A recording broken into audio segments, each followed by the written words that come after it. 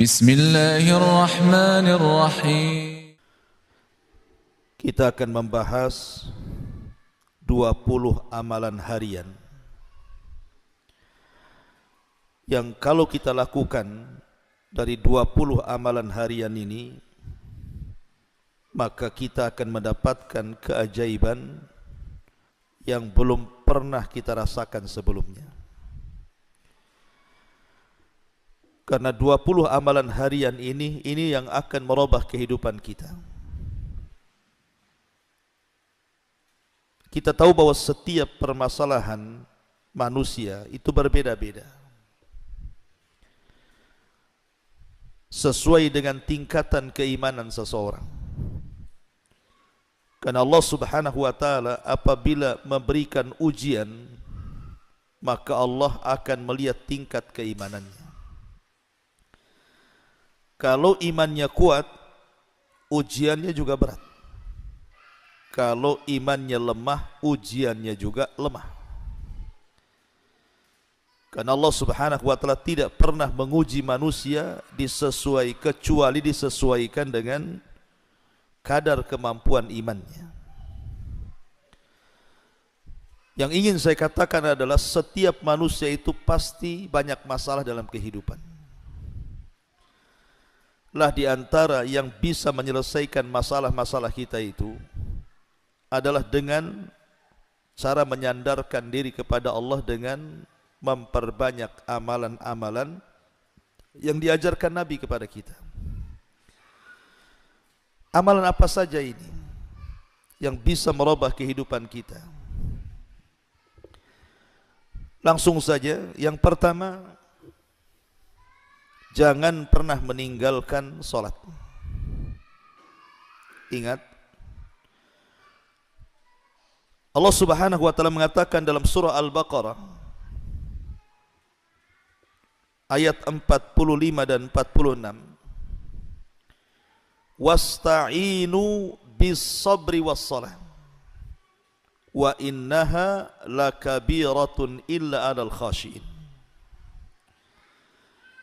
Mintalah kepada Allah Subhanahu wa taala pertolongan dengan kesabaran dan juga dengan salat. Walaupun memang salat itu berat dilakukan kecuali orang-orang yang khusyuk. Siapa orang-orang yang khusyuk? Alladzina yadhunnuna annahum mulaqu rabbihim. Orang-orang yang yakin bahwa dia sedang berjumpa dengan Allah ketika salatnya. Jadi Allah Subhanahu wa taala menjadikan salat itu tempat pertolongan. Jadi kalau kita ada masalah yang berat, entah masalah ekonomi, entah masalah kesehatan, entah masalah keluarga, sebutkan masalah apa saja, maka segera salat. Karena Nabi SAW kalau ada masalah berat yang dia tidak bisa keluar dari masalah itu, maka Nabi SAW dikisahkan, kana Nabi SAW idza hajabahul amru fazi'a ila shalah. Rasul itu kalau ada masalah berat, maka Nabi SAW langsung salat. Langsung salat. Kenapa Nabi SAW kalau ada masalah berat langsung salat?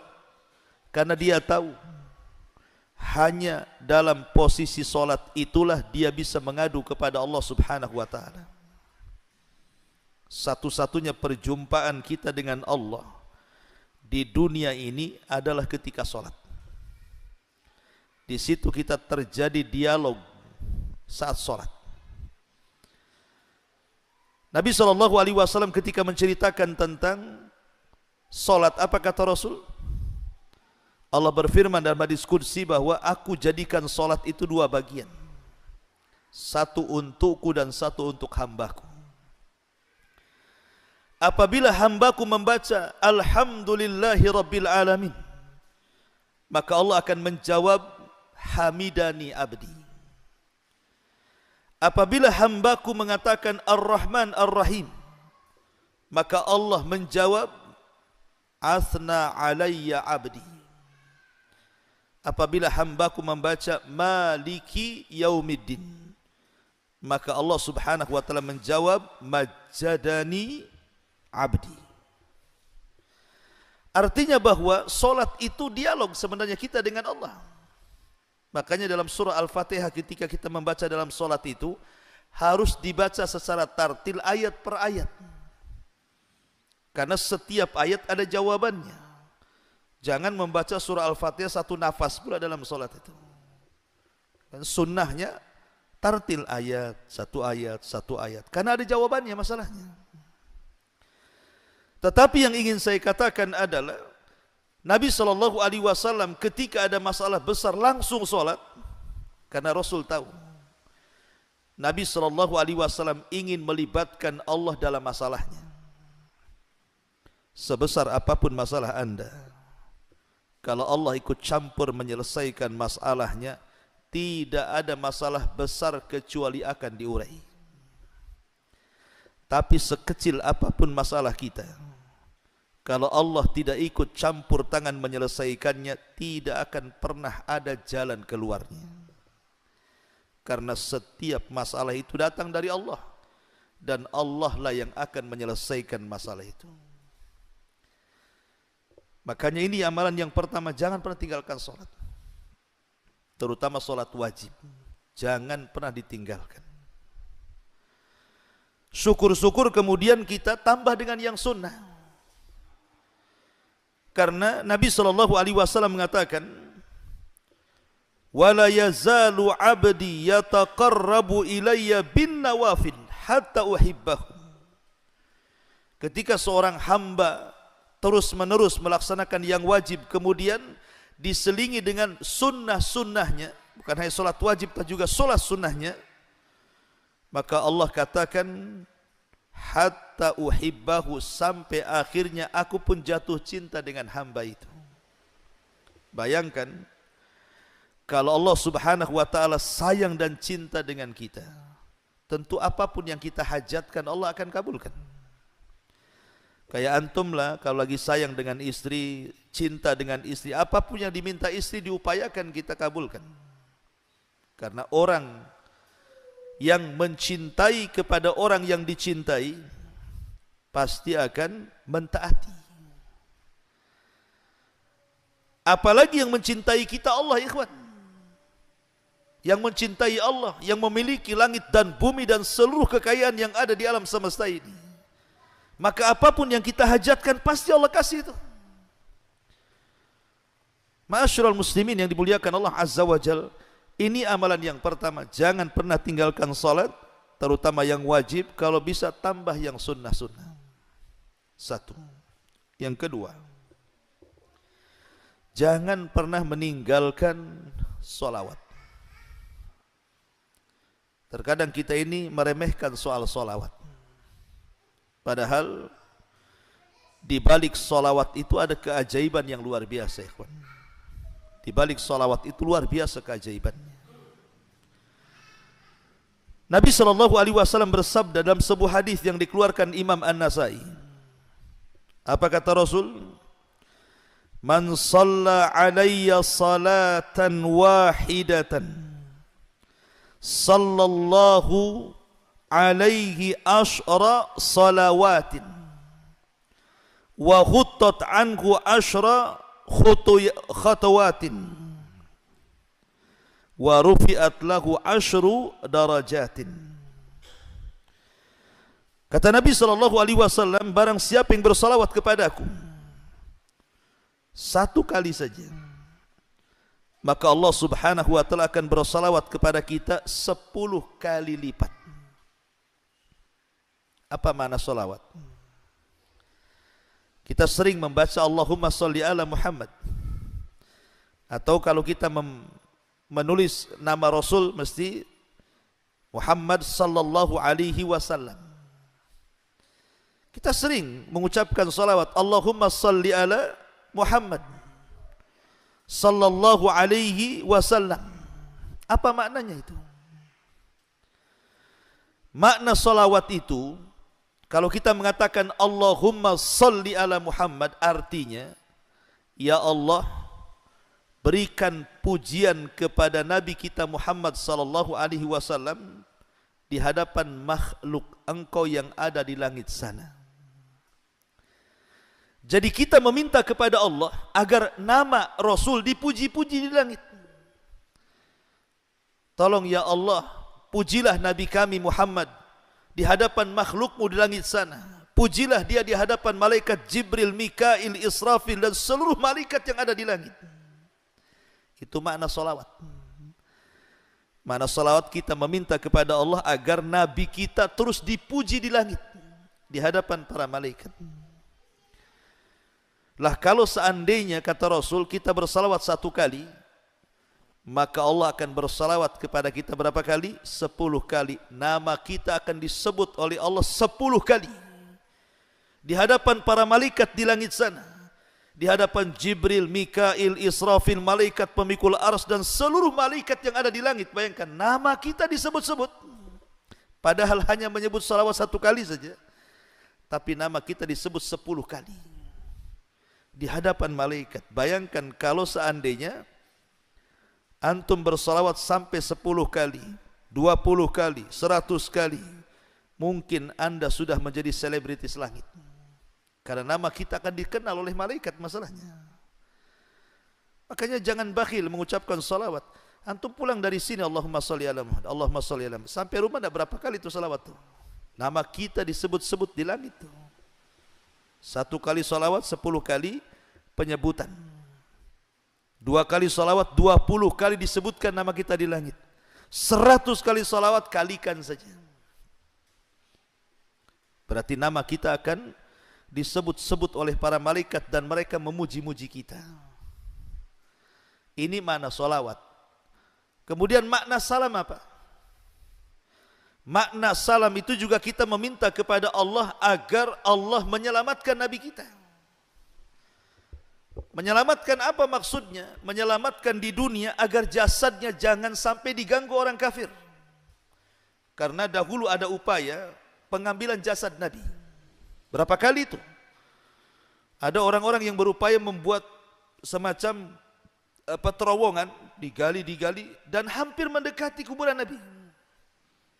Tapi Allah Subhanahu wa taala menyelamatkan jasad Nabi kita. Sampai hari ini tidak ada yang berhasil. Jadi kita ketika mengatakan wassalam, meminta keselamatan, maksudnya meminta keselamatan kepada Allah, jasad Nabi kita diselamatkan dari orang-orang kafir. Adapun di akhirat, ya tentu kita meminta kepada Allah Subhanahu wa taala agar Nabi kita diselamatkan juga. Dan Nabi kita pasti selamat. Ini hanya mimbabi ta'adub saja. Adab kita kepada Nabi meminta kepada Allah agar Nabi kita diselamatkan, walaupun dia sendiri penyelamat atas izin Allah Subhanahu wa taala. Dia akan membawakan syafaatul uzma kepada kita. Itulah makna salawat dan juga makna salam. Karena kita kadang bersalawat tak paham pula maknanya, sehingga akhirnya kurang semangat salawatnya. Kemudian kalau ada orang yang banyak salawat, kita pula katakan banyak kali salawatnya katanya. Lah antum tak salawat kan? Justru salawat itu penting. Apalagi kalau dalam waktu-waktu doa. Nabi SAW mengatakan kullu du'ain yud'allahu azza wa jalla bihi mahjubun 'anis sama hatta yusalla 'alan nabi. Semua doa terhalang, tidak akan diijabah. Semua doa terhalang dan tidak akan diijabah Allah Subhanahu wa taala sampai dibacakan salawat untuk Nabi Muhammad sallallahu alaihi wasallam. Makanya di antara adab doa, pertama memuji Allah, yang kedua bersalawat kepada Nabi sallallahu alaihi wasallam, baru kemudian meminta sesuatu kepada Allah Subhanahu wa ta'ala. Karena salawat itu salah satu pembuka pintu doa. Maka perbanyaklah salawat. Ma'asyiral muslimin yang dimuliakan Allah Azza wa Jalla. Lebih daripada itu dalam hadis Ubay ibn Ka'ab radhiyallahu an. Ubay ibn Ka'ab itu seorang sahabat yang dikenal pakar dengan Quran. Bahkan satu-satunya sahabat yang disebut namanya di langit. Satu hari Nabi SAW memanggil Ubay ibn Ka'ab di masjid dan mengatakan, "Ya Ubay, amaranillah an aqra alaika surat al-bayyinah." Wahai Ubay, Allah perintahkan aku untuk membacakan surah Al-Bayyinah kepadamu. Kemudian Rasul membaca, "Lam yakunil ladzina kafaru min ahlil kitab." Ubay menangis. "Asammanillahu ya Rasulullah." Apakah namaku disebut-sebut di langit wahai Rasul? Apakah Allah menyebut-nyebut namaku wahai Rasul? Maka Rasul mengatakan, "Ya, Allah menyebut-nyebut namamu." Maka Ubay pun menangis. Macam mana orang seperti dia disebut-sebut namanya, pada di sana ada Abu Bakar, Umar, Utsman yang jauh di atas dia. Ya. Lah Ubay ibn Ka'ab ini satu hari bertanya soal salawat kepada Rasul dalam doanya. Dan dia mengatakan, "Ya Rasulullah, aku sanggup menjadikan seluruh doaku diisi dengan salawat." Apa kata Nabi SAW? Kata Nabi, "Idzan tuqfa hammuk wa yughfar laka dzambuk." Kalau itu kau lakukan wahai Ubay, semua masalahmu akan hilang dan semua dosamu akan diampuni.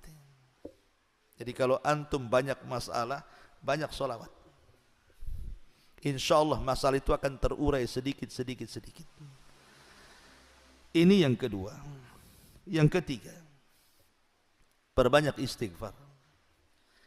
Astaghfirullah, astaghfirullah, astaghfirullah. Itulah istighfar.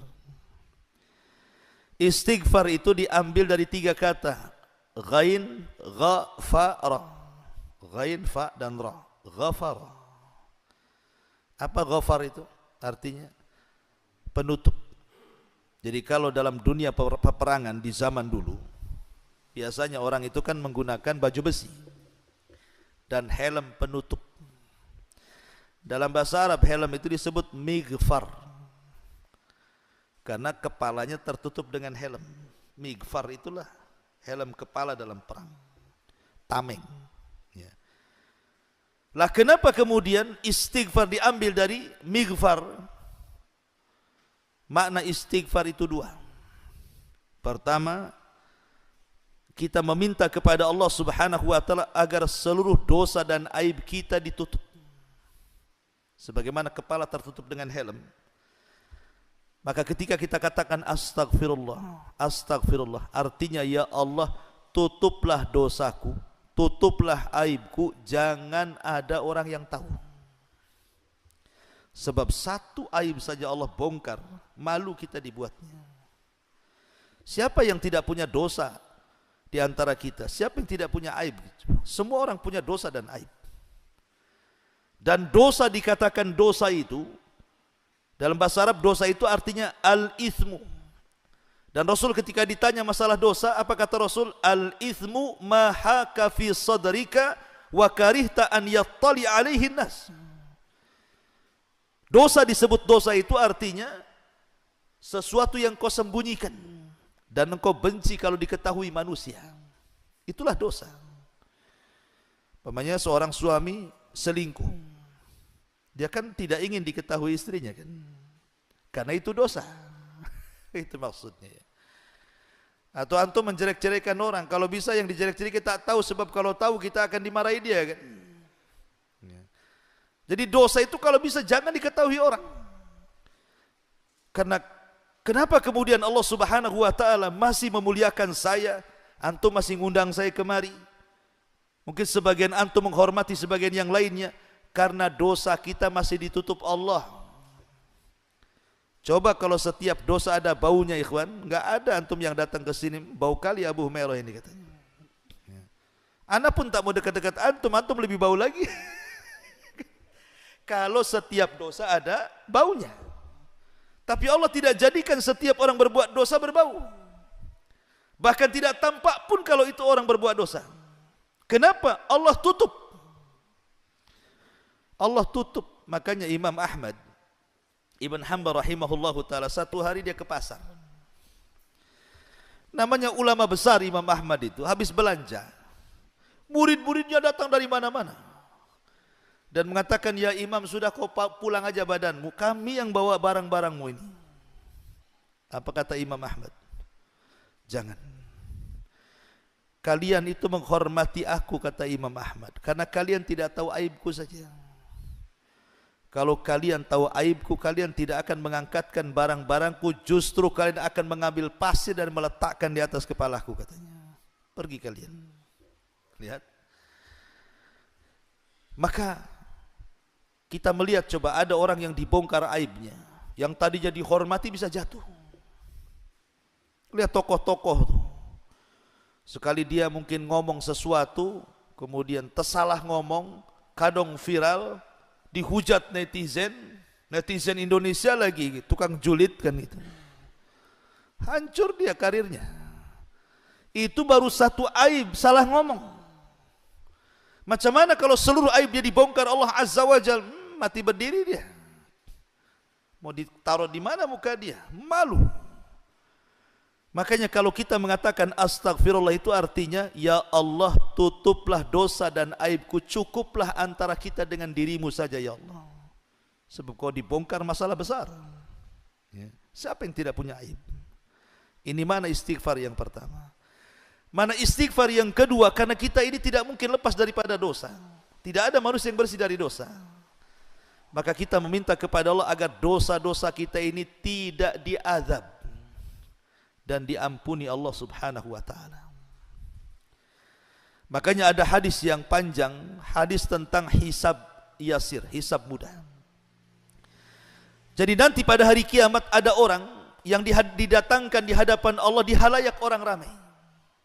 Tapi Allah tutupi antara dia dengan manusia.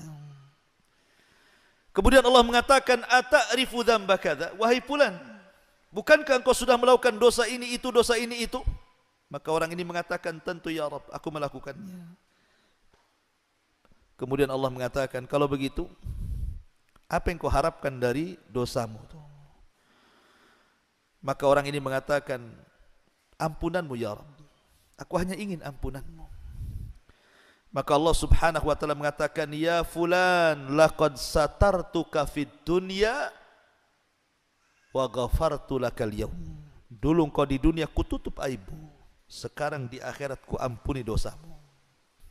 Itulah makna istighfar. Jadi ketika kita mengatakan astaghfirullahal azim, astaghfirullahal azim, artinya ya Allah, tutup aib dan dosaku, dan jangan kau azab aib dan dosaku di akhirat. Kan enak permintaannya kan. Antum kira istighfar itu apa? Istighfar itu astagfirullah, astagfirullah gitu saja. Dah ada maknanya di situ. Makanya kalau orang tahu istilah, tahu makna, semangat bacanya. Kayak sholawat tadi kan semangat bacanya. Allahumma sholli ala Muhammad, 10 kali nama kita disebut-sebut malaikat sana. Di depan Jibril lagi disebut nama kita. Ketemu aja enggak dengan Jibril kita. Tapi nama kita di depan Jibril disebut-sebut Allah sebayangkan. Enggak apa-apa enggak jadi selebritis Jakarta.